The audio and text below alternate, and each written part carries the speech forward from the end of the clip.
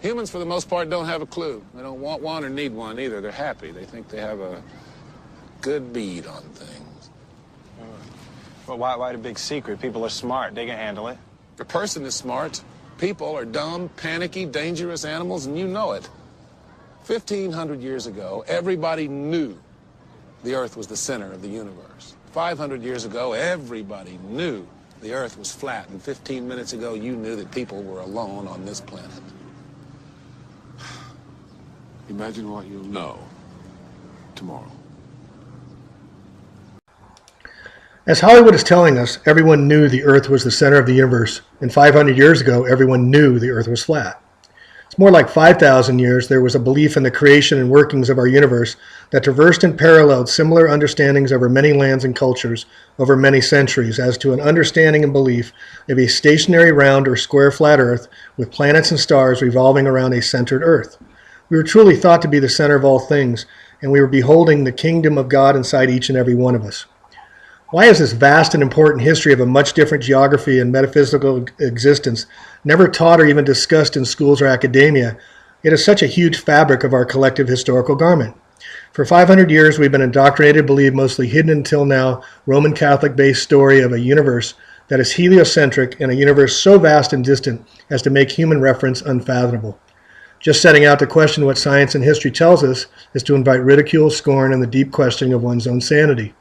However, once one embarks to truly read and comprehend the literature available that questions the heliocentric theory of a 14-billion-year-old atheistic Big Bang Darwin round ball, whose Earth members are just one of billions and billions of central suns and solar systems traveling at incomprehensible speeds, to be even curiously examined is to get many more questions than answers. And with those that have open minds and eyes to see and ears to hear, this information can become unsettling. To save some of you from wasting your time, those that do not believe we are spiritual beings having a physical experience, the following presentation will most likely not be for you. But for all others, I invite you to take a very brief review of flat Earth history, research, and conspiracy. For some 5,000 years, until the likes of Copernicus, Galileo, and Newton came along in the 16th and 17th centuries, declaring Earth to be a globe in a heliocentric universe, nearly all civilizations believed the Earth to be flat and unmoving. The Babylonians, Chaldeans, Sumerians, Tibetans, Vedics, Hebrews, Egyptians, Scandinavians, Incans, Mayans, and Native Americans all believed in a God-divined, geocentric, Earth-stationary, plane, flat universe. Babylonian cosmology was based around a three-part universe ruled by Enlil, a heaven above, an underworld below, and a geocentric, flat, and unmoving Earth in between. Babylonians believed in a six-level universe with 3 heavens and 3 earths, 2 heavens above the sky, the heaven of the stars, the earth, the underground of the Apsu, and the underworld of the dead. The earth was created by the god Marduk as a raft floating on the Apsu. The gods were divided into 2 pantheons, one occupying the heavens and the others occupying the underworld. Ancient Greek Chaldeans believed in 7 heavens and their crystalline spheres, encircling the earth as their center.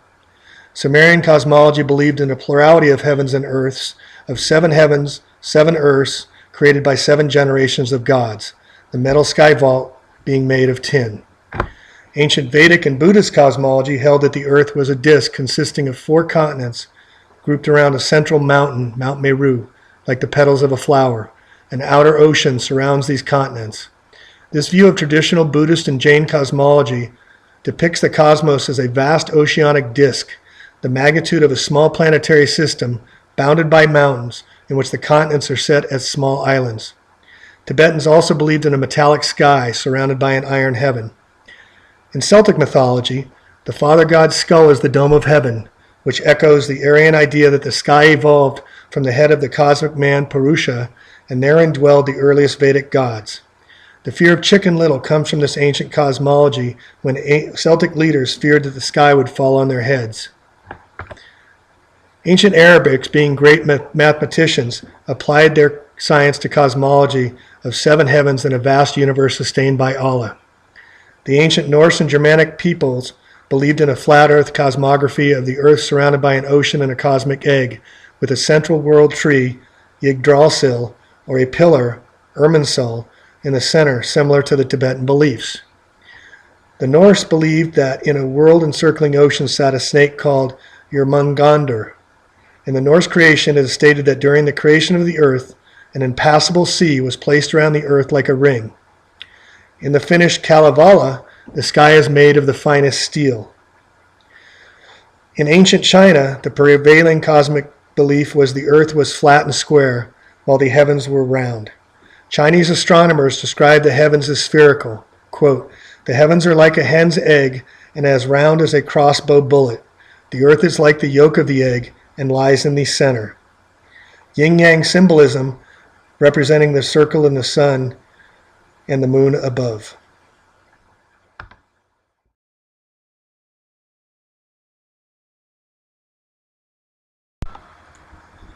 Now, the mighty dynastic Egyptians were one of the first cultural groups to develop a cosmology creation myth based on observations of the night sky that were formulated into various myths which became the core of Egyptian religion.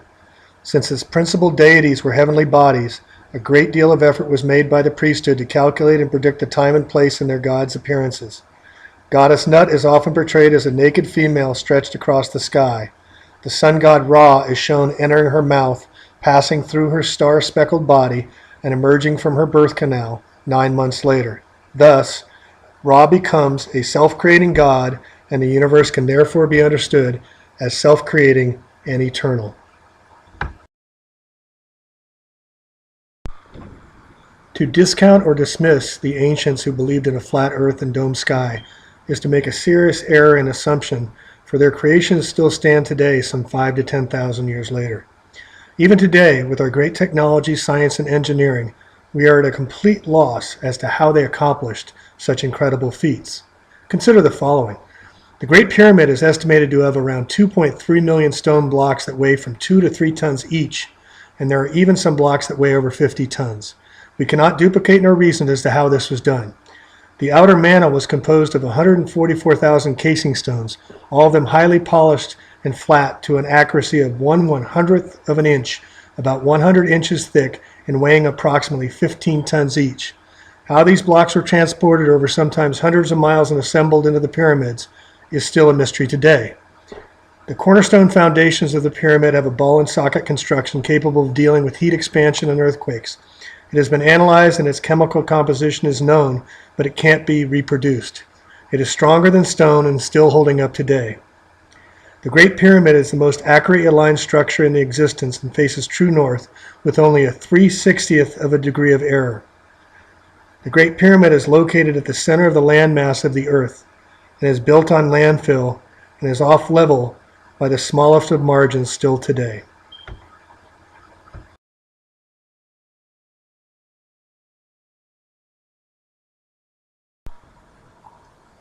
In each of the ancient Mayan, Incan, and Native American cosmologies, the universe was encompassed by the sky, earth, and underworld as well. Each viewed celestial bodies as living beings that influenced man and could be affected by them. Each held the belief that people came from the earth and dwelled in the center of the universe. The universe of the Maya was centered on a tiered pyramid and rested upon a crocodilian cosmic sea. 4 sacred beings supported the dome of heaven, illustrated as a 2-headed dragon, which had a body as a sky band of celestial symbols. It is arched over the moon goddess, who is holding the rabbit discerned in the moon's face, and a skeletal Venus and a sun god. The king of the Incan people believed he was the son of the sun, and the cosmos was centered on the sun temple at Cusco, Peru. Milky Way blended into the underworld and brought dark, fertile mud to the sky upon its return, which formed the patches that resemble animals. The sun is portrayed as a male god, and the moon as a female. The Navajo cosmos was portrayed as a sand painting.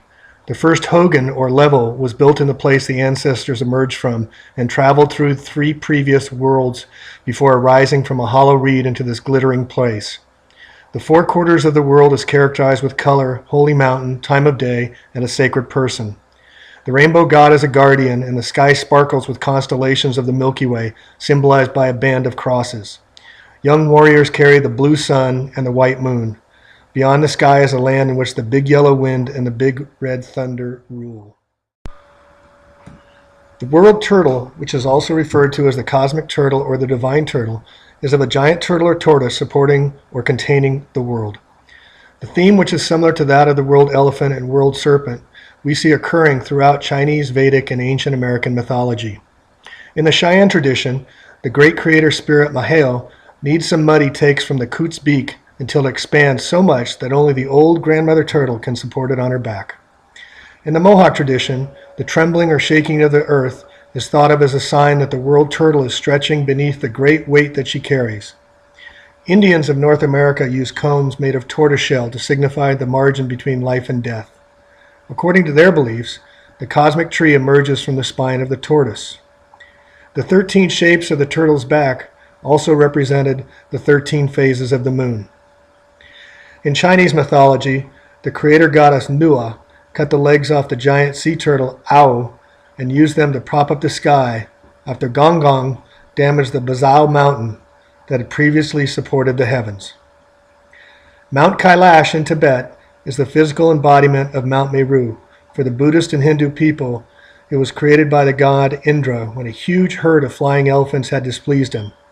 So he punished them by cutting off their wings, and he turned them into the Himalayan mountains.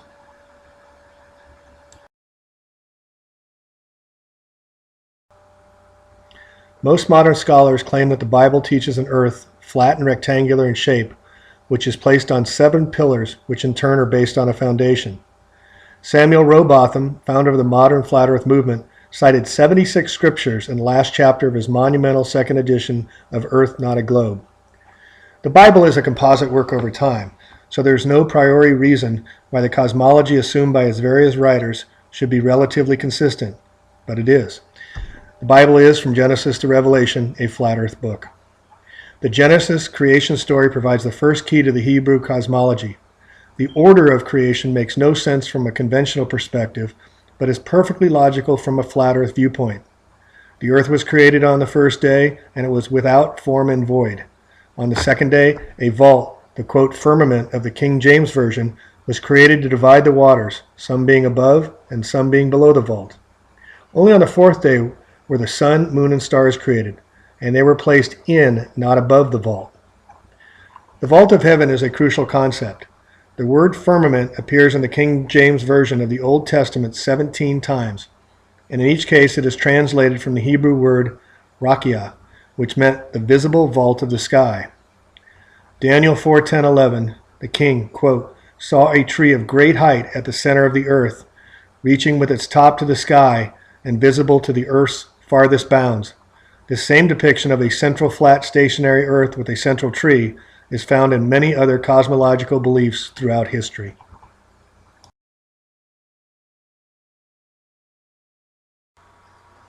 It was during the mid-1700s and 1800s that the Royal Society of London Astronomers held unilateral sway over what was acceptable and thereby taught as the scientific theory and proof in the Western world. Isaac Newton, founder of the invisible, still unproven gravity theory, it should be noted, was at one time president of the Royal Society at London, as well as head of the Mint of England for the Crown. However, there were skeptics at the time who chose to independently determine for themselves, using reason, common sense, logic, and their own observations, to determine Earth's geography and place in the cosmos. Flat plane theorists believe Earth to be a flat round plane with a central pole to the north, an enclosed circle to the south, holding the mighty oceans in by a great ice wall all around. This is one possible reason why a compass will only point to the magnetic north and not to a magnetic south. Also, Newton's gravity theory is not necessary on a flat Earth, since objects fall solely based on weight, density, and aerodynamics. The sun and moon are thought to be some 3,000 miles above us, moving in concentric circles, the sun thought to be 32 to 33 miles in diameter. Flat Earth theorists believe the moon and sun to be moving in concentric circles, moving inward and outward, between the latitudes of the tropics of Cancer and Capricorn to create our seasons here on Earth. It is believed that the moon and sun are merely hundreds of miles above the flat Earth, not hundreds of thousands or tens of millions of miles away, as taught by globalist theory. The firmament, or dome above, thought to be impenetrable and supporting the circling of the stars above. The stars are believed to be principally light energy beings, as well as planets, not of dense material, but light energy. The moon is thought to be translucent and luminous in its own silvery light. If one simply studies the light from the moon, they will find it to be cool and silver, not a heated, warm, golden reflection from the sun. In Genesis 1:16, on the fourth day, the Bible reads, God then made 2 great lights, the greater light to rule the day and the lesser light to rule the night. A flat round plane still easily allows for circumnavigation of the Earth. Think of a record player and a boat being the needle traveling in circumference. To help change perception of Earth being a globe and not a flat plane, the journey of Christopher Columbus's fear of sailing off a flat Earth was created, only to find that it was a globe. This was sold and taught in schools for generations to this day, when in fact Columbus never even set foot on the American continent and only got as far as Haiti on his first journey. Here is a very interesting take by Irish scholar Michael Tazarian as to the makeup and possible reason for the firmament above.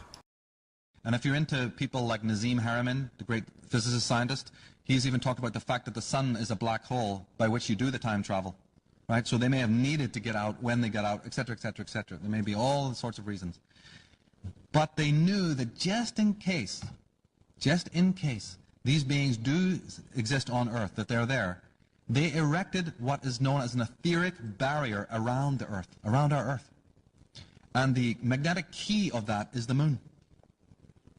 And it's still there, by the way. And that is why no man has ever gone beyond the moon. You can go to the moon, but you can't go beyond it. And you never will. They can send a machine out there, but isn't it interested you that they still haven't gone out there as a human form? This is something that's been held from us. You can't. There's a barrier of energy up there around our Earth that's of an esoteric nature. It involves technology, yes, but of a technology of an extremely advanced nature that even these aliens probably couldn't crack or get out. So this Earth was in quarantine. If you read C.S. Lewis, he goes into all of this about Earth being quarantined. And the name that he has for our planet is called Thul-Candra, the silent planet. It has to be quarantined off from the rest of the 9 planets, because planets are not really material bodies, they're intelligences of a kind. And our planet is under quarantine, so this Armageddon, this inner war, can take place in sequestrament. Okay, just like you quarantine a sick patient. Investigations into flat Earth theory versus globalist theory. One finds that the globalists over the years have used the word apparent a lot to tell you that what you're seeing is not what is really occurring in the cosmos. Since this is a 500-year-old story, many of the explanations by the astronomers and scientists as to distance, motion, size, and makeup of the cosmos flies directly in our faces as to the common sense and what we observe for ourselves here on Earth with our own eyes. Such as the moon and the sun being apparently the same size in the sky using our own observations, yet science tells us this is not really what is the relationship in size and distance to each other. They tell us that the sun is 400 times bigger than the moon, the Earth rotates 400 times faster than the moon, the Earth is nearly 4 times bigger than the moon, an incredible synchronicity to create perfect lunar eclipses. Yet through basic observation, we see the sun and the moon are basically the same size in the sky, which makes an eclipse possible. Interestingly, the ancients believed the lunar eclipse to be a representation of our eye or window to the soul, the moon representing the principle and quality of consciousness of the soul and the subconscious mind. They believed contained within the soul and the subconscious mind is the storehouse of our memories, not just of this lifetime, but of all our past lives. Globalist claims we are spinning on Earth's axis at an incredible 1,000 miles per hour or 19 miles per minute at the equator, while rocketing around the sun each year at an even more incredible 1,000 miles per second. Yet a fixed telescope on Earth hardly has to make any adjustments stargazing at the moon or the stars except for minimal drift. How can this be when an Earth is moving through space so rapidly while spinning so fast? Measurements of Earth's curvatures using basic spherical geometry are quite easy to determine the angles of a round ball Earth as to how much feet or miles of change would be occurring. To determine how much the Earth falls away on the curve, you take miles squared times 8 inches. This is an inverse relationship, so the farther one travels, the greater the distance of feet or miles the Earth should be falling away. David Wardlow Scott in his book Terra Firma writes, quote, "Whoever heard of a river in any part of its course flowing uphill? Yet this is what would be required to do were the Earth a globe. Rivers like the mighty Mississippi, which flow from the north southwards towards the equator, would need, according to modern astronomic theory, to run upwards, as the Earth at the equator is said to bulge out considerably more, or in other words, is higher than at any other part. Thus the Mississippi, in its immense course over 3,000 miles, would have to ascend 11 miles before it reached the Gulf of Mexico. Water seeks its own level, and never do we see oceans go uphill or downhill, which would have to be the case if we were living on a sphere, as the heliocentrists claim we are. Another very easily verifiable point to that we are living on a flat Earth and not a globe is the Salar de Uyuni salt flats of Bolivia, the flattest place on Earth. It is 100 miles long by 84 miles wide and should have a drop of some 12 miles over its entire length, yet measurements show its total elevation change to be less than 3 feet over its total length, thus disproving a round ball Earth but a flat Earth. Renowned Greek philosopher Aristotle believed in a geocentric Earth, but questioned whether the Earth was truly flat or a sphere. He had 3 basic questions from his observations. The first question, the disappearance of a ship as it sails over the horizon, the hull vanishing first and the mast and the rigging last, and the reappearance of an approaching ship in reverse order. What Aristotle failed to comprehend is what is called the law of perspective. When viewing to a distance, objects will converge towards the center line, and the viewpoint in the bottom will disappear over the horizon before the top. This is why ships' hulls disappear on the horizon before the masts. Aristotle's second observation was the curving shape of the Earth's shadow on the moon during an eclipse. An eclipse is when the Earth moves in line with the moon and the sun. All 3 must align to create the eclipse. Yet looking at photos of the eclipses from the perspective of the observer, we see both the sun and the moon above at the same time. Like billiard balls, the sun and the moon and the Earth would have to be in alignment according to globalists. It is still a mystery of the flat Earth theory as to what causes eclipses to occur. Thirdly, Aristotle was unable to rectify the changing aspect of the heavens in different latitudes, some stars disappearing and others appearing, as the pole star in the northern hemisphere and the southern cross south of the equator. Believers in zetetic astronomy of parallax maintain that the stars are set in a hemispherical dome. They're so low and close to the Earth that not all stars can be visible from any one point. Simply, flat Earth theory believes that stars are much closer than heliocentric theory believes, thus being unable to see all the stars. It is interesting that when sailors began reporting in the 1800s to see the North Star some 23.5 degrees below the equator at the Tropic of Capricorn, science conveniently developed the 23.5 degree Earth tilt of the Earth to explain the empirical evidence as well to explain seasonal change in a round ball model. Heliocentrist linchpin theory is based on Newton's 3 laws of gravity postulated in the mid-1700s as an unseen, unknowable force that holds us all to Earth like Velcro along with our mighty oceans. The name gravity is derived from the Latin word gravis, which means heavy or having weight, while Newton's law of gravitation is defined as, quote, that mutual action between masses, end quote, which simply excludes weight as being part of the equation. Consider the extraordinary properties of gravity according to the globalists. As previously stated, the Earth is said to be spinning at 1,000 miles per hour at the equator on its axis, as well as orbiting around the sun at some 533 million miles, which means we would be traveling at 68,000 miles per hour, or over 1,000 miles per second. While in addition, our solar system is trucking around the Milky Way at over 500,000 miles per hour. Yet we never ever feel even a whiff or a breeze from such rapid motion and velocity. We are said, along with our oceans, to be Velcro to the Earth, yet clouds and butterflies can float in any direction it wishes. We can raise our hands and jump in the air, defying gravity whenever we wish. This is said by scientists because we live in an atmospheric cocoon that keeps everything relative to each other. This makes no sense at all when given even a little bit of thought. Additionally, with the Earth on a tilt of 23.5 degrees would mean that gravity's pull against the centrifugal outward force would have to be much greater on its backside. Simply placing a soaked tennis ball on a drill bit and spinning it, water will naturally fly outward. This completely defies Newton's theory of gravity. How can this be so?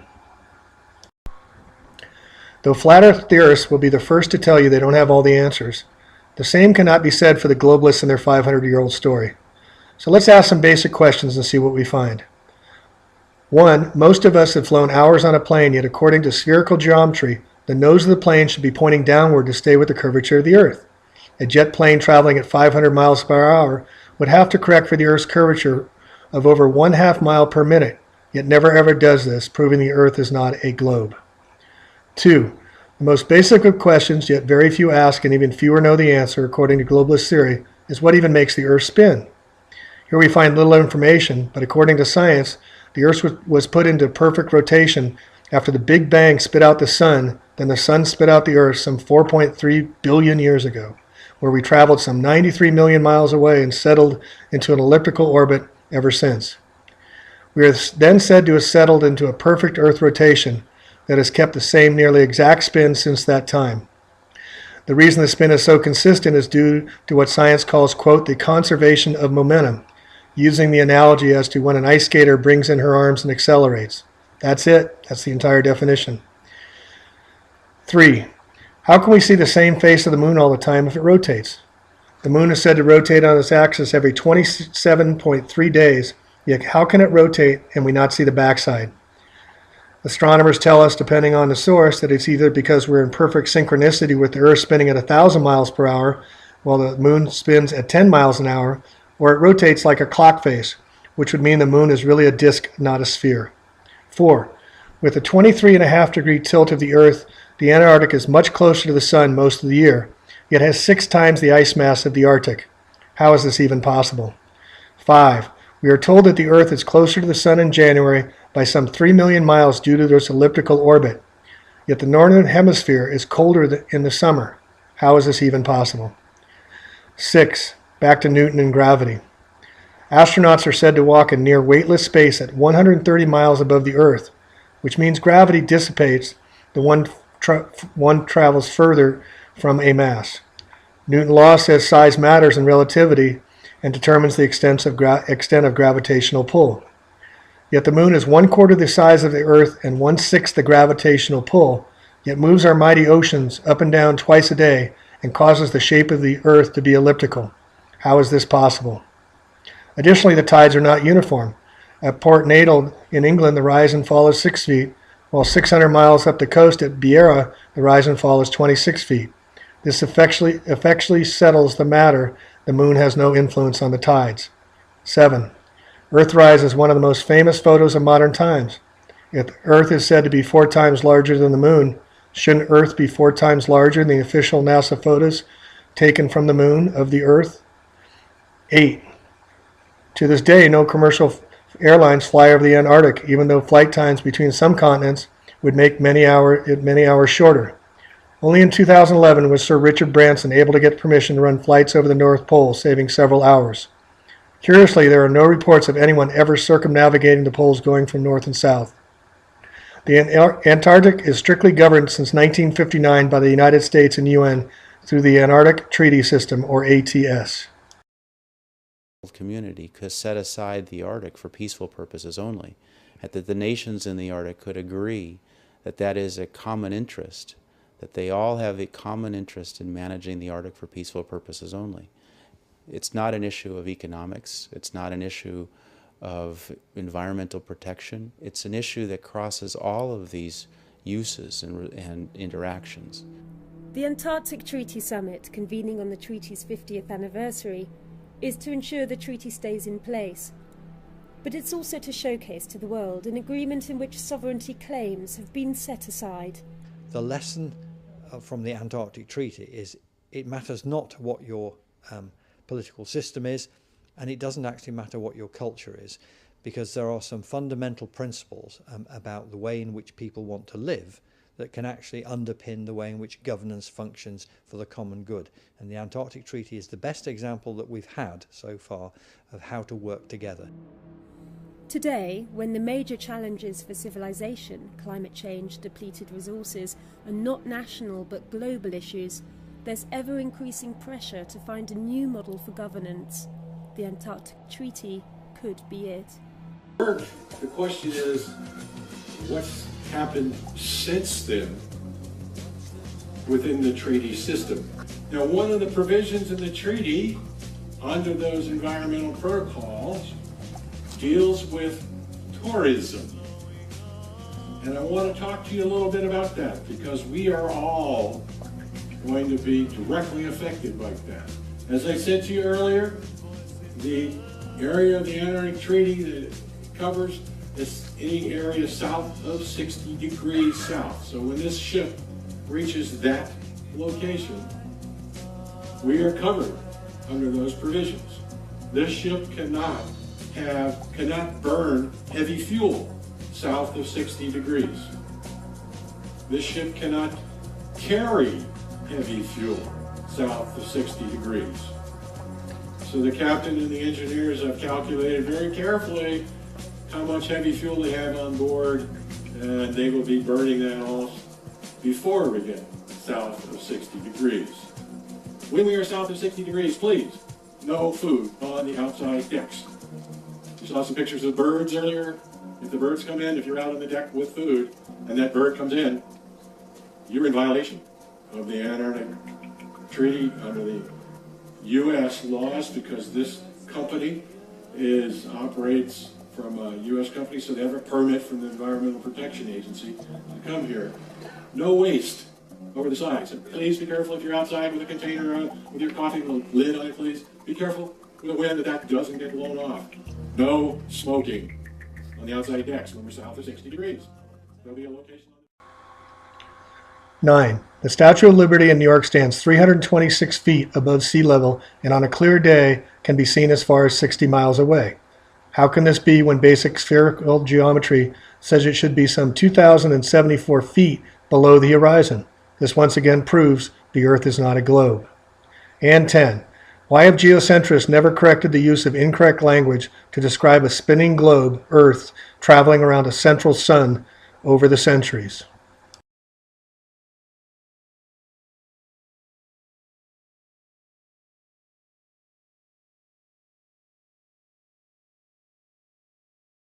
Patience for anyone who denies that this challenge is real. We don't have time for a meeting of the Flat Earth Society.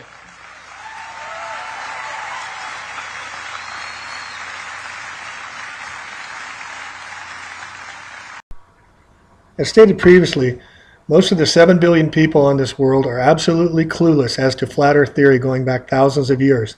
Yet to this day it is a prominent topic on the lips and writings of those representing the occult hidden powers. According to the ancients, a picture or a symbol is worth 10,000 words. Here we see flat Earth imagery in the emblems and logos of governing agencies, including a Southern Circle ice wall, as in this, the Department of Defense's logo. And we see flat Earth with surrounding Antarctic ice on the official computer-generated maps from NASA. And we even see the United Nations flag with its telling Freemasonic nomenclature embedded in the outer laurel wreath surrounding a flat Earth, for those with eyes to see and understand what is really going on here. We see their acknowledgement of a flat Earth, such as in the New York Times bestseller book by Thomas Friedman, a New York Times writer and Council of Foreign Relations member. We also see it in the music industry. Thomas Dolby, founder of Dolby Sound, has it on his album cover. And of course, the Do No Evil, Evil Empire Google is on the front page of the past Earth Day logo in 2014.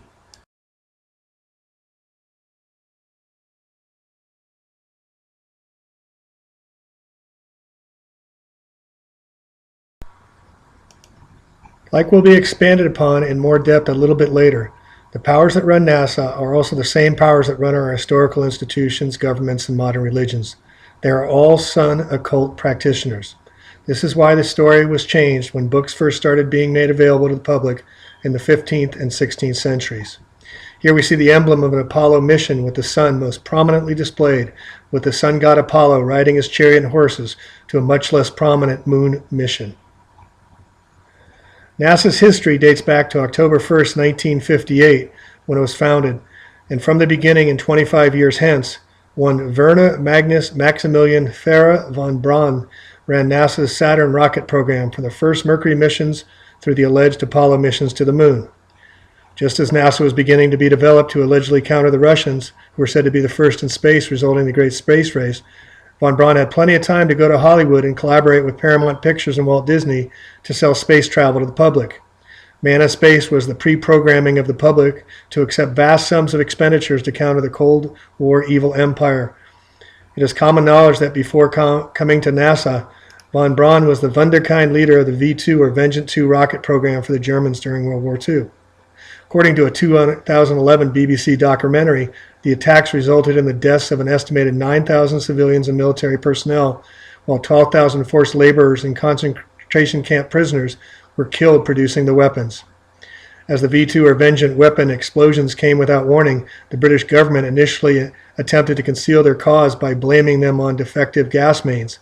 The English public was not fooled and soon became sardonically referring to the V2s as flying gas pipes. The Germans themselves finally announced the V2 on November 8, 1944, and only 2 days later did Winston Churchill inform Parliament and the world that England had been under a rocket attack for the last few weeks, unquote. After these deadly results, British intelligence leaked falsified information implying that the rockets were overshooting their London targets by 10 to 20 miles. Von Braun entered the U.S. illegally through military and U.S. government channels, along with hundreds of other German-known Nazis after World War II, with the help of Vatican-issued passports, where they followed the so-called Vatican rat lines down to South America and then into the U.S. under Operation Paperclip in the early 1950s. Operation Paperclip was the Office of Strategic Services predecessor to the CIA's program, used to recruit the scientists of Nazi Germany for employment by the United States in the aftermath of World War II. To circumvent President Truman's anti-Nazi order in the Allied Potsdam and the Yalta Agreement, the JIOA worked independently to create false employment and political biographies for the scientists. They also expunged the public record of the scientists' Nazi Party memberships and regime affiliations. Also included in Operation Paperclip was the bringing over to the U.S. J.D. Rockefeller-funded eugenicists like medical scientists Walter Schreiber, Kurt Blum, Hubertus Strughold, and Hans Ottmann. The so-called father of space medicine, Hubertus Strughold, was said to be one of the 13 people who participated in the Dachau concentration camp experiments. He was known to have been working on the infamous hypothermia or cold experiments, which exposed prisoners to freezing conditions to see how long it took them to die under such conditions, and if it was possible to be revived. The results obtained from torturing the inmates in concentration camps are used today by doctors to treat hypothermic patients. Further, irony is that the U.S. even currently has a Hubertus Strughold Award given out by the American Space Medicine Association for superior space medical achievements. Kurt Blum was a high-ranking Nazi who served as the deputy health minister to the Third Reich and researched bacteriological warfare, using cancer research as his official camouflage. Blum was fascinated by the use of carcinogenic agents and cancer-causing viruses. He ran a Nazi biological warfare program codenamed Blitzableiter, which means lightning rod. Blum's institute was therefore a camouflaged operation for the production of biological warfare agents. He also exposed prisoners in Auschwitz to sarin gas, which is a nerve agent that is classified as a weapon of mass destruction. 3 years later, Blum was tried at the Nuremberg trials for euthanasia and human experimentation, but was acquitted by U.S. Army intelligence. In order for Blum to qualify for admittance in America under President Truman's jurisdiction, military officials withheld incriminating evidence that demonstrated his role as the supervisor of such horrific experiments. We need to take a sidebar here before leaving the World War II time frame. To be very clear, for 500 years we've been trained and taught in schools and by government historical agencies to believe certain stories of history that the hidden occult powers want you to believe. History, it is said, is told by the winners in war, and there had been a war on for the minds of all since the times of Alexandria, when the Romans burned the greatest libraries of all time, followed in history by the Roman Catholic Vatican, effectively purging any heretics who refused their religious doctrines and burned at the stake and worse as examples to anyone who spoke out otherwise during the hundreds of years of the Dark Ages. The official story is that Adolf Hitler and all Nazis were horrible mass murderers, when much evidence is now available suggesting in reality he was onto the hidden occult power and agenda, dressed up as a capitalistic democracy, and was in reality attempting to build a nation free from New World Order controls. One of his first actions in power was to remove the occultists from Germany. Just ask yourself for a moment, why did so many so willingly and happily join Hitler? What reasons could he have possibly given to his people that would have made them give their lives so willingly? Truth be told, Rockefeller's Standard Oil of New Jersey provided critical no-knock additives so the German airplanes could fly. IBM is said to have provided the computers to account for POWs in the German camps. Coca-Cola sold their drinks under Fanta in Germany, and major facilities like the IG Farben plants were spared by Allied bombings during the war. The number of 6 million Jews said to have been exterminated in what has been known as the only Holocaust number has been used by the Zionist and banksters behind the scenes that financed both sides of World War I and II for decades of propaganda now. The Russians apparently were set to massacre 6 million Jews. How coincidental. This story now has been debunked, yet official history fails to correct or rectify this gross untruth. As physical evidence comes to light to disprove these ingrained in history numbers, the official narrative had to begrudgingly be corrected. In 1989, Auschwitz corrected its monuments and reduced the number of deaths from 4 million to 1.1 million based on overwhelming evidence that could no longer be hidden, yet the 6 million total never changed. According to official records directly after World War II, the International Red Cross and detailed German death records indicate that only 150,000 died at Auschwitz, of whom 30,000 were Jews, not millions.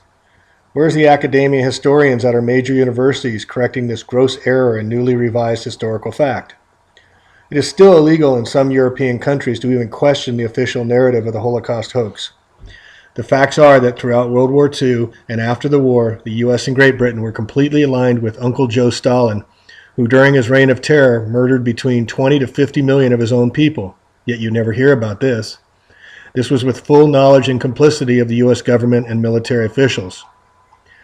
The term Holodomor refers specifically to the brutal artificial famine imposed by Stalin's regime on Soviet Ukraine and primarily ethnically Ukrainian areas in northern Caucasus in 1932 to 33.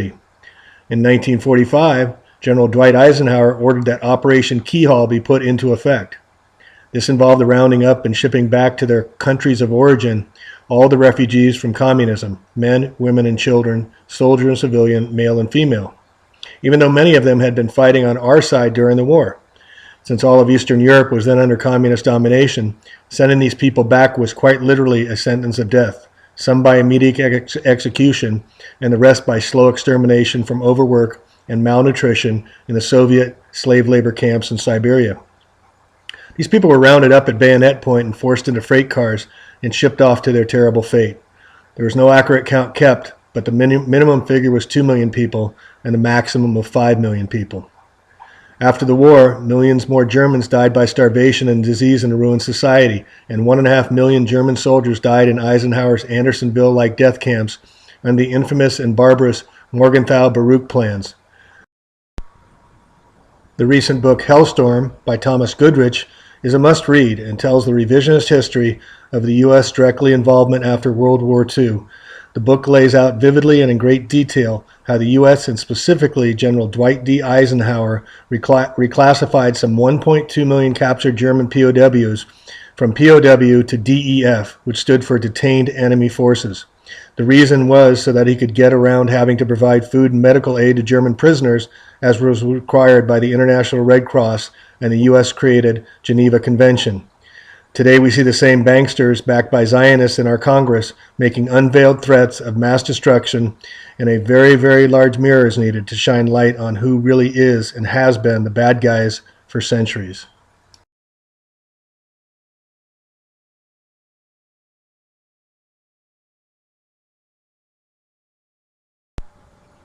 So let's get back to the beginnings of NASA in 1958, where every photo and every story of space exploration has come from for over the past 50 years. The first NASA administrator in 1958 was Dr. Thomas Keith Glennon. Previously to NASA, he was the studio manager for 10 years at Paramount Studios in Hollywood. Then from 1942 to 47, he was administrator and director of the U.S. Naval Underwater Sound Laboratory, and then after the war was production manager for the photographic film manufacturing company ANSCO, also known as GAF. His work in movie making and underwater photography came in handy to fake the Apollo moon missions and spacewalks. Here is the massive underwater neutral buoyancy laboratory in Houston, Texas, which is said to facilitate astronauts with near weightlessness in space, but has been used for decades to facilitate fake space moon footage. Besides computer-generated imaging techniques and underwater photography, the other way NASA simulates missions is through zero-gravity planes. Once airborne and on a parabolic arc, weightlessness is created.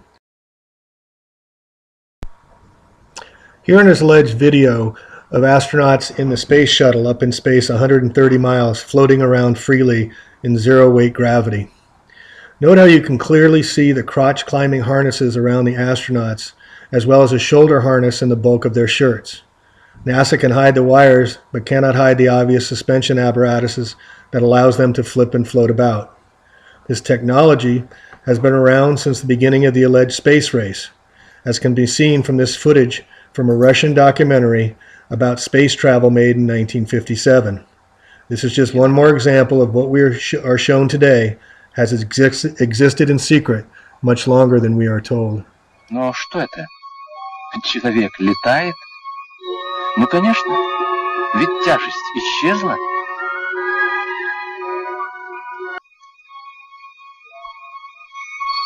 Что же произошло? Отчего наступила невесомость? Hollywood has been used to pre-program the public to accept certain future realities as the occult elite wish us to see and believe. Here we see an episode from 1966 of Star Trek TV using many of the devices we use today that were unknown or unheard of back in 1966.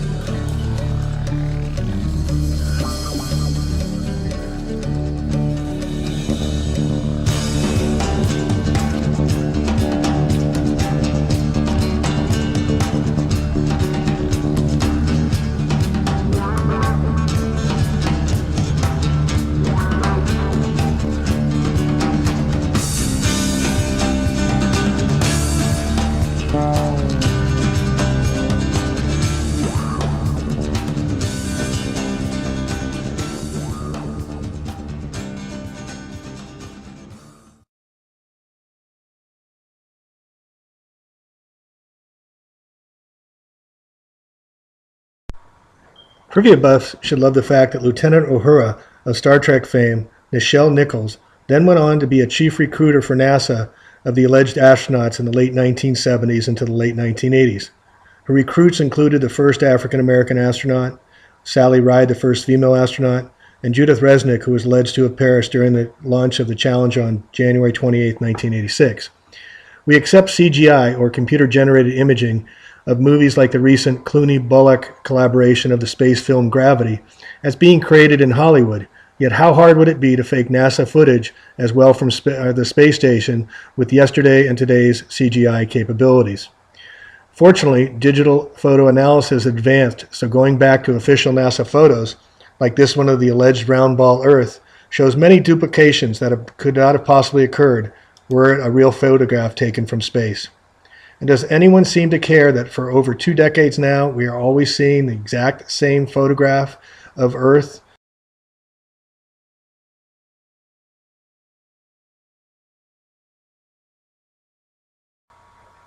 Secret societies have been part of the occult or hidden hand of preserving the great lie since the beginning. How cool or powerful it would be for secret societies' recruiting purposes if you could tell your new first 3-degree blue members that Buzz Aldrin, the second man we are sold had stepped on the moon, had planted a Scottish Rite Freemason flag on there. From George Washington and his laying of the cornerstones of the White House to many U.S. presidents like Harry S. Truman, many have been Freemasons. So to fake an Apollo moon landing, one Kenneth or Kenny S. Kleinecht managed the Apollo space missions from the beginning until retiring to Lockheed Corp in 1981. He is a 33-degree Mason, and for his great work at NASA and the Apollo fake moon missions, he then became the sovereign Grand Commander and titular head of all Scottish Rite Masons throughout the world.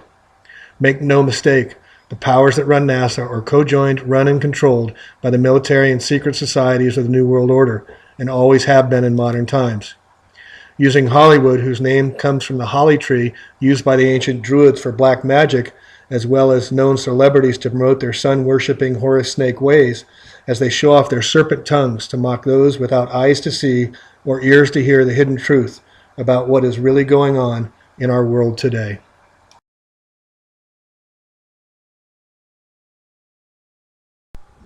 Up until December of 2014, no books had been written for some 70 years as to flat plane Earth theory. It was during the mid-1850s an independent, free-thinking gentleman and intellectual named Samuel Rowbotham traveled tirelessly for 30 years around Europe to teach flat Earth theory to anyone that would listen.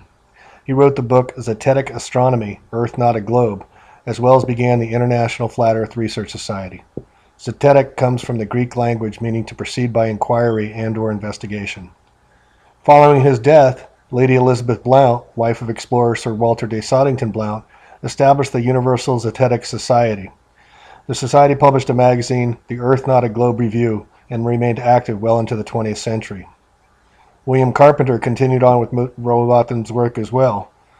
Mr. Carpenter published The Theoretical Astronomy Examined and Exposed, proving the Earth Not a Globe in 8 parts in 1864 under the name Common Sense. He later emigrated to Baltimore, where he published 100 Proofs the Earth is Not a Globe in 1885.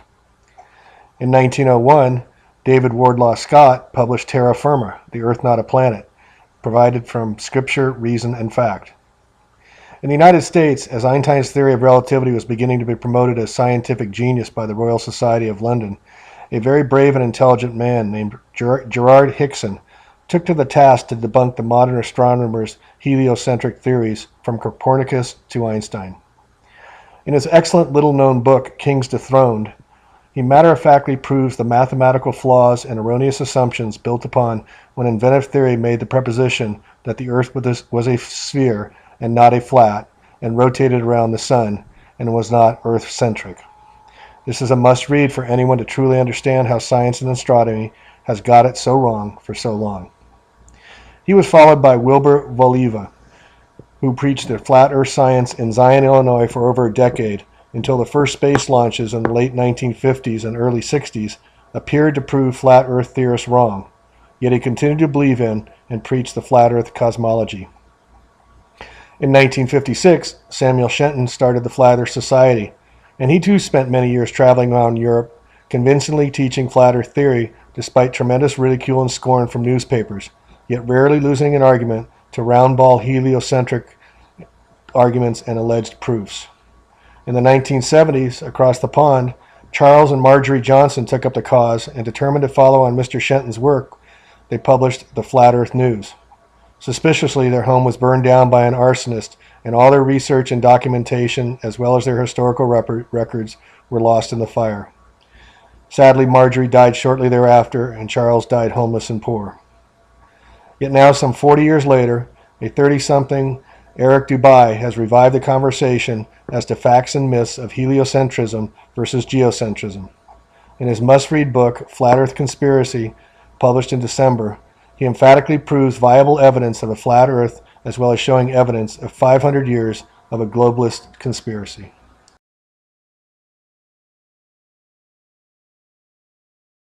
You're going to or from, but if the Earth was actually spinning at the rate that they say it was, flight times would be totally different. It makes sense, but yet I've been taught from an early age not to trust myself because they've got it on lock, so I just assume that the physics all kind of works out. But I know there are people who go to school for physics. You know, they study it for years and years, and it's just odd that none of them ever catch on to it. That I guess that guys like Newton created this entire fake science around a fake model, and yet all the math checks out. That's a little hard for me to rectify. Well, they're counting on that. That's why they've got all these huge formulas and calculations for gravity and whatnot that are based on nothing. So, like, they've got a weight for the ball Earth, all based on their gravity calculations. Science is designed exactly how economics and taxes are designed. The increasing complexity makes it so the average individual just has to trust the experts. You can follow it to a certain point, but then most people say, well, that's a little bit beyond me, but there's experts out there. They know what they're doing. I'm sure that this fractional reserve banking system, this debt-based system of rule is just fine. I'm sure the taxes I'm paying are totally fair. They've got the code. They got the big book. They wouldn't overcharge me. They wouldn't, pull any scams on me. And you could apply the same thing to, of course, science. But it's just, to what degree? This is a really far out degree. That's right, yeah. I mean, our eyes and experience tell us the Earth is flat and motionless, and everything in the sky revolves around us. But when we cease to believe our own eyes and experience, we have to prostrate ourselves at the feet of these very pseudoscientists who are blinding us, treat them as experts, astronomical priests who have special knowledge only they can access, like the Hubble telescope. So by brainwashing us of something so gigantic and fundamental, it actually makes every other kind of lesser indoctrination a piece of cake.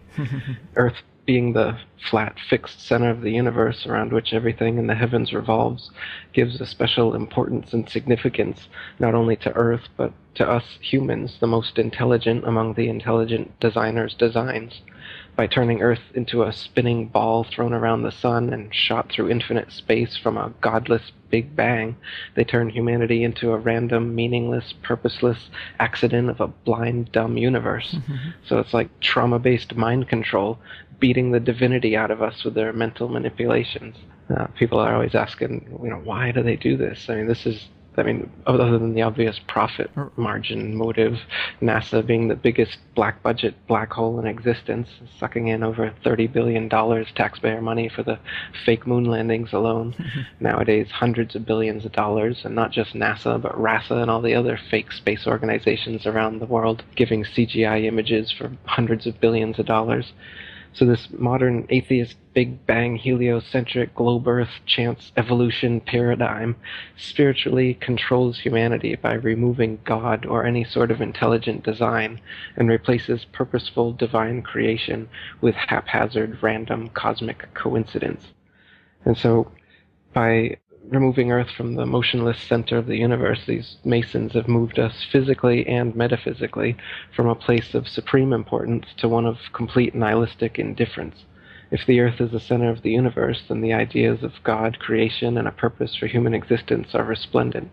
But if the Earth is just one of billions of planets revolving around billions of stars and billions of galaxies, then the ideas of God, creation, and a specific purpose for Earth and human existence become highly implausible. So by surreptitiously indoctrinating us into their scientific materialist sun worship, not only do we lose faith in anything beyond the material, we gain absolute faith in materiality, superficiality, status, selfishness, hedonism, and consumerism. If there's no God and everyone's just an accident, then all that really matters is me, me, me. So they've turned Madonna, the mother of God, into the material girl living in a material world. Their rich, powerful corporations with their slick sun cult logos sell us idols to worship, slowly taking over the world while we tacitly believe their science, vote for their politicians, buy their products, listen to their music, watch their movies, all sacrificing our souls at the altar of materialism. Touche, my man. It's a big deception. I'd say.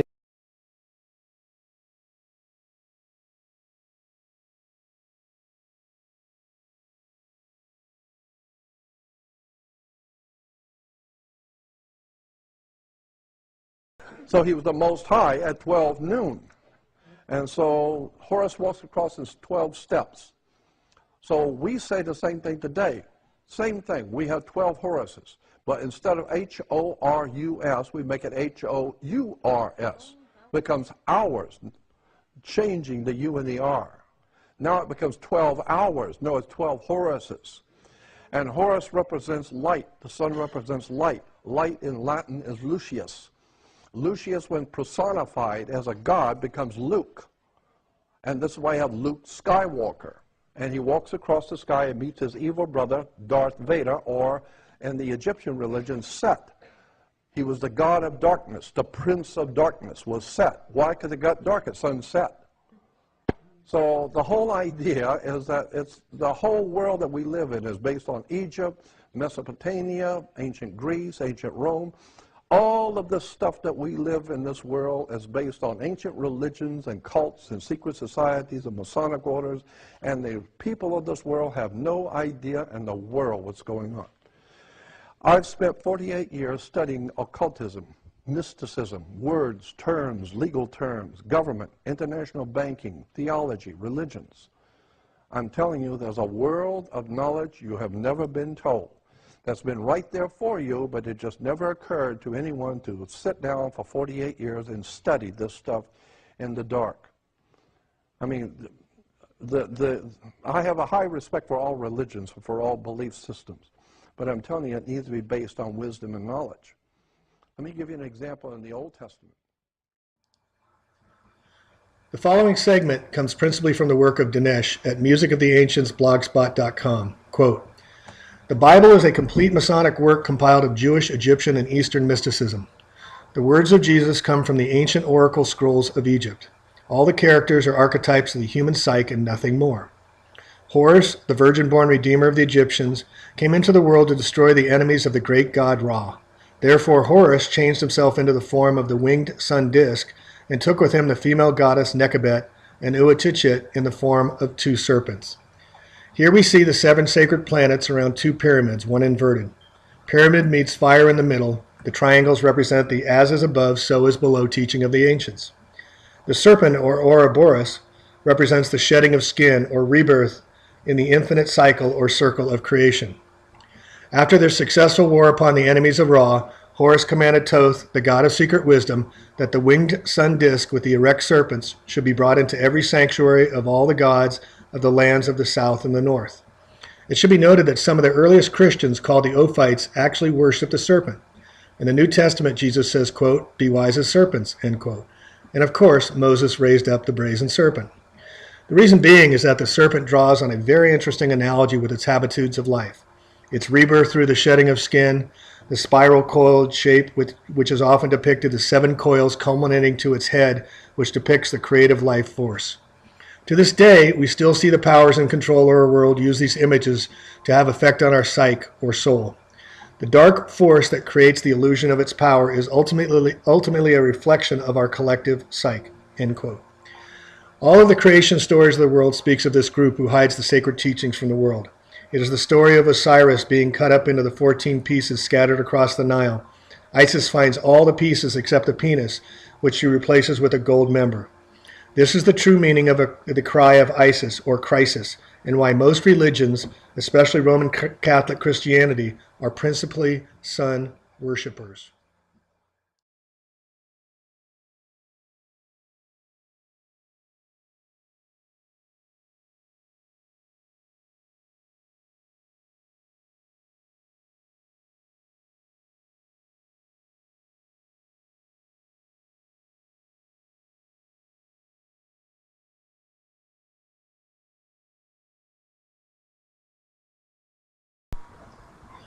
The creation story, or myth of the solar deities, seeks to keep the human soul decapitated forever. This is Lucifer's, the fallen light angel's, purpose on earth. Quote, "When a newborn male baby is circumcised, it causes the vulnerable, sensitive human infant's soul to depart from the body, allowing another less sensitive, tough energy to step in, one that can handle the incredible assault to its nervous system and physical and spiritual integrity. Circumcision is a satanic-based ritual. It is a form of trauma-based mind control and central to the hidden occult practices to keep all in servitude. This is why the pyramid on the back of the dollar bill has an unfinished or circumcised cap with an eye for an eye to all that can see behind the deception and the programming. The penis and vagina are the most central themes laid out in the occult architecture representing creation. The central power structures of the world erected literally and metaphysically, obelisks at the center of their power bases. The female principle is called the Yoni and shown in sacred geometry as the Vesica Pisces. This quote is from John Yarker of the Arcane Schools. Quote, "The Vesica Pisces, 2 interlinked circles, is also known as a Yoni. The name Yoni refers to the middle portion of the interlocking circles, is derived from the Sanskrit meaning divine passage. That the Yoni is the feminine, the Yoni should be viewed such that the divine passage becomes a correlation to sex or male-female union. It is this correlation and its relation to rebirth and regeneration that remains a basic truth at the very core of occult's structural foundations." End quote. We also see these images in early Christian religion and is where the Pisces fish, the astrological sign, also comes from.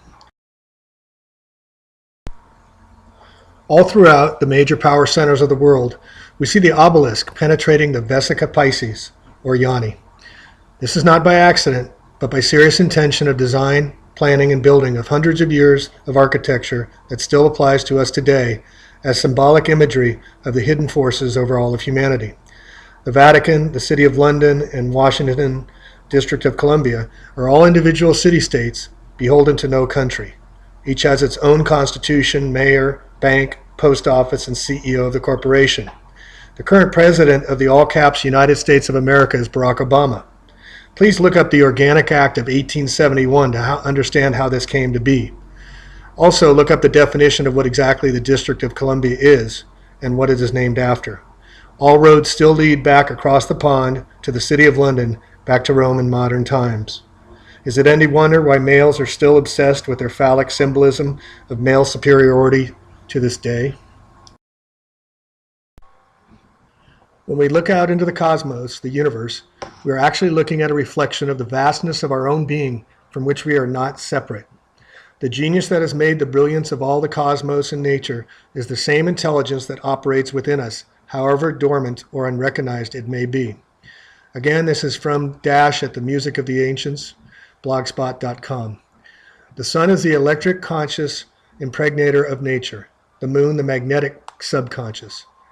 At nighttime, when the moon is ruling, it is our subconscious that takes over, projecting itself in our dream state. This is the story has been told with many different symbols and languages. The world is the word, and the word is vibration. In fact, the word world is derived from W-H-I-R-L-E-D, world, implying a circular spinning motion. By becoming in sync with the rhythms, patterns, and frequencies of the natural world, we vibrationally entrain ourselves to the great architect or the great chemist of nature. This is the true foundation of perfect health, to be in perfect resonance and alignment with nature. The clearer and more conductive our body or instrument is, results in the synchronization of our subjective, spiritual mind with the objective, scientific, or analytical mind. To ignore either one of these two aspects of self is to create imbalance. Everything in nature, living and non-living, has natural resonant frequencies. There is a biological and harmonic connection between our biological pulsating frequency and that of Earth. The inherent frequency of the Earth is 7.8 hertz. Earth resonates with a frequency similar to a person's brain waves. This frequency has been shown in scientific studies to be an essential requirement for the physical and psychological health. The dominant brainwave frequency of sensitivities such as shamans and healers comes close to 7.83 hertz and may at times beat in phase with the Earth's signals, thereby causing harmonic resonance. Naturally, our bodies are crystalline batteries capable of conducting powerful electromagnetic forces. To resuscitate a heart, doctors use an electromagnetic device called a defibrillator to re-jump or bring back to life the heart. This is the rejoining of the male-female sun-moon forces inherent in us all. Both humans and Earth are 72% salt, as well as being some 2/3 water. The anagram for heart is Earth. This cannot be by coincidence. We are part of nature, not apart from nature, as the occultists wish us to think and believe.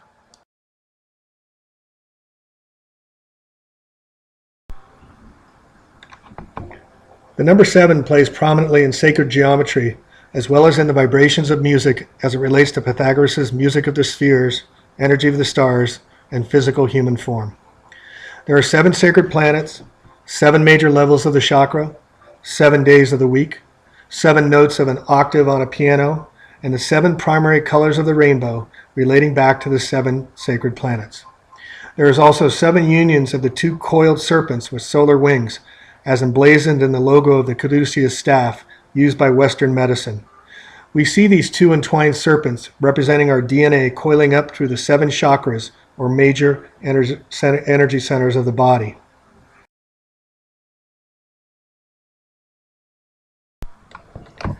The knowledge sought by the ancients, like Pythagoras and Isaac Newton, who were known alchemists and Freemasons, was their intention to blend matter, or mata, which means earth, to reach spirit. Gold and light were 2 of the physical properties available to them. They sought to understand the transcendence of matter into light as depicted in Jesus Christ's allegory of ascension, or apotheosis, into the rainbow heaven at the right hand of God. Paganism imagery lives throughout depictions of Christ. His thorny crown representing the sun's rays, the halo, the Son of God. The four cardinal points, the four seasons, all represented in his image on the cross.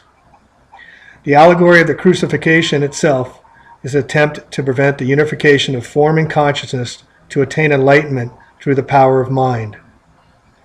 Not so coincidentally, government literally means mind control. It is control of the mind the occult forces are after. The Vatican is a sun cult for anyone with eyes to see and ears to hear.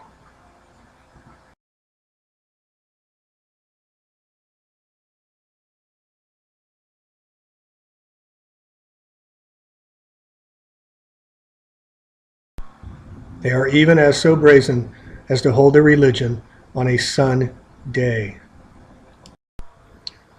We can see from many images the rainbow bridge as to ascension to enlightenment, depicted in Christianity as well as in many other religions, including sun cult worshippers.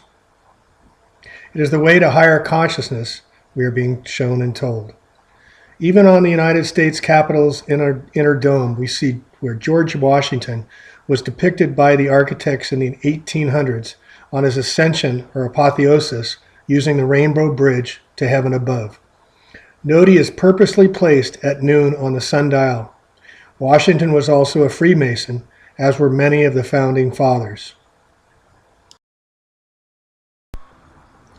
The 7 primary colors surround the central white light in the seat of life in sacred geometry. The seed of life precedes the tree of life and recedes the egg of life, whose geometrical forms can be seen throughout all of creation. Sacred geometry is also portrayed in the ancient Jewish Kabbalah tree of life. The Kabbalah represents a systematic overview of how existence functions on every level, from the microcosmic to the macrocosmic. Kabbalah is a science, a philosophy, an art, and a religion, but is universal and applies to all religions, all sciences, all philosophies, and all arts. Kabbalah provides an understanding of how the human being fits into nature and how nature functions from the lowest, most dense levels all the way up to the most profound. Through this knowledge, a person comes to know where they are now in the scale of the universe and how to traverse those levels and reach a better station in life. Again, from Music to the Ancients, quote, "Heaven and earth represent the first circle and square, which is the reason why Freemasonry's primary symbols are the compass and the square. Squaring the circle is one of the oldest themes in history. Even the Great Pyramid at Giza encodes pi in many different ways, and it also circles the square. It is interesting to note that there are 33 degrees of Freemasonry, 33 vertebrae in our spinal column. Water goes from solid to liquid at 33 degrees. Adding up the total number of paths and Sephiroth on the tree of life in the Kabbalah equals 33. And of course, the purpose of Mercury in a thermometer is that it is volatile and rises like the brazen serpent when exposed to heat. This is an exact correlation with the Kundalini process to ascension and is also seen in Freemason symbology. The G in the Freemason symbol is thought to represent gematria, which is the magical form of geometry. A simple explanation of gematria is that it's an interrelating system of assigning numbers to symbols, typically words and phrases, and the way in which these symbols interrelate reveals secrets about the ageless wisdom. Gematria is known most in conjunction with the Hebrew alphabet, which has also influenced the English language derived from the Greek alpha and beta for our alphabet. It is said that the egg of creation is cracked by the 1 to produce the 2, which is rhythm and polarity. This cracking of the cosmic egg is also a universal myth found in many cultures across the world. From the 0 to the 1 to the 2 brings us to the stability of the 3. The 3 represents the first plane or triangle, which brings stability to the previous principles. In the tradition of sacred geometry, the number 3 is always given to the circle. This is the 3 within the circle is also the creation of the above and heaven and earth or the below, which has always been symbolized as a square, which is given the number 4, obviously because of its 4 corners. The square of the earth is the 4 principal elements which we already went over. So now we add heaven to earth, 3 plus 4, we get the creation of all, or the 7 days of creation, also symbolizing the human being.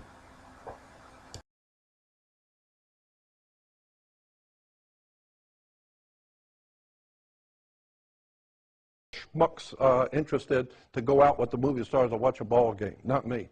I'm not going to any ball game. I'm going to an education at UCLA. I want to know who's running this country, how it works, who set up our government, who gave us our religions, where these religions come from. The whole idea of Christianity is nothing more than sun worship.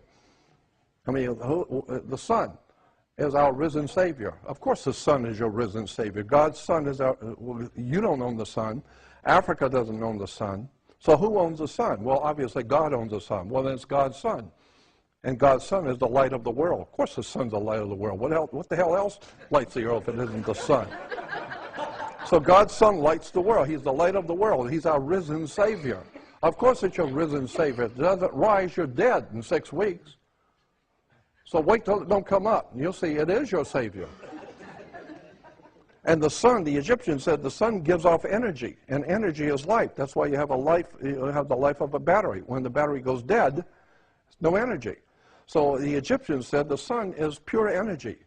And it's giving its energy so that we might live. So God's sun is giving his life that you might live. Of course the sun's giving its life.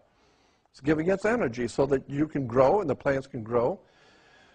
And once you begin to understand religion, where it comes from, the whole story of Jesus is nothing more than a metaphor. There was no Jesus, there was no Abraham, no Isaac, no Jacob. There was no Moses, no King Solomon. None of those people in the Bible ever lived. These are metaphors for something far deeper that the ancient writers were trying to tell you in a metaphor. There's a symbolic story.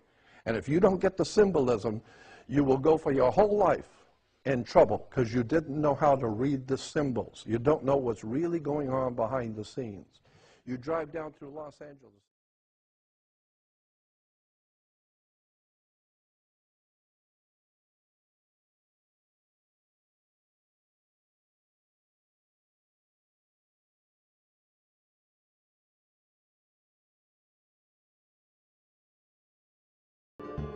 Broadly speaking, the story of Horus is as follows. Horus was born on December 25th of the Virgin Isis Mary. His birth was accompanied by a star in the east, which, in turn, 3 kings followed to locate and adorn the newborn Savior. At the age of 12, he was a prodigal child teacher, and at the age of 30, he was baptized by a figure known as Anup, and thus began his ministry. Horus had 12 disciples he traveled about with, performing miracles such as healing the sick and walking on water. Horus was known by many gestural names such as the Truth, the Light, God's Anointed Son, the Good Shepherd, the Lamb of God, and many others. After being betrayed by Typhon, Horus was crucified, buried for 3 days, and thus resurrected. These attributes of Horus, whether original or not, seem to permeate many cultures of the world, for many other gods are found to have the same general mythological structure. Attis of Phrygia, born of the Virgin Nana on December 25th, crucified, placed in a tomb, and after 3 days was resurrected. Krishna of India, born of the Virgin Devaki, with a star in the east signaling his coming. He performed miracles with his disciples, and, upon his death, was resurrected. Dionysius of Greece, born of a virgin on December 25th, was a traveling teacher who performed miracles such as turning water into wine. He was referred to as the King of Kings, God's only begotten Son, the Alpha and Omega, and many others. And, upon his death, he was resurrected. Mithra of Persia, born of a virgin on December 25th, he had 12 disciples and performed miracles, and upon his death was buried for 3 days and thus resurrected. He was also referred to as the Truth, the Light, and many others. Interestingly, the sacred day of worship of Mithra was Sunday. The fact of the matter is, there are numerous saviors from different periods from all over the world which subscribe to these general characteristics. The question remains, why these attributes? Few people realize that many of the greatest minds of our time have concerned themselves with this subject. Nothing is true, everything is permitted. The greatest minds that the world has produced primarily advocate the study and alignment of ourselves with nature. This constitutes the great work of the alchemist, whose operations exceed the depth of understanding of modern chemistry in many ways. This is what it means to climb Mount Meru, known as Mount Kailash in Tibet today. The tree of life is essentially a reflection of our own consciousness. A tree is a perfect symbol to connect the earth with heaven because its roots branch out into the earth and likewise its body reaches into the sky. In this way, it connects the below with the above and comes to represent the perfect distribution and growth of the universal force which spreads out from its seed to create its trunk, branches, leaves, and fruit. It simultaneously has come to represent the descent of spirit into matter and its ascent back to spirit while conferring the quality of immortality. There is a vast range of myths that the circle around the tree, yet generally the deeper allegory remains hidden. Symbols and stories have tremendous power over the human being, especially when combined with cultural heritage and one's sense of identity. Throughout history, manipulative forces have inverted these symbols and myths for control and fear. In conclusion, if we are to approach the sacred science or royal path, we must come into the intelligence of the heart. Only through the middle path of the heart, which anatomically links the below and the above of our microcosm, can the ancient wisdom be understood. This is the middle path of the Buddha, and is why Christ is often depicted pointing to the heart. Bringing the two back into one, the above into the below, is the secret of the alchemical marriage. The importance of this cannot be overemphasized.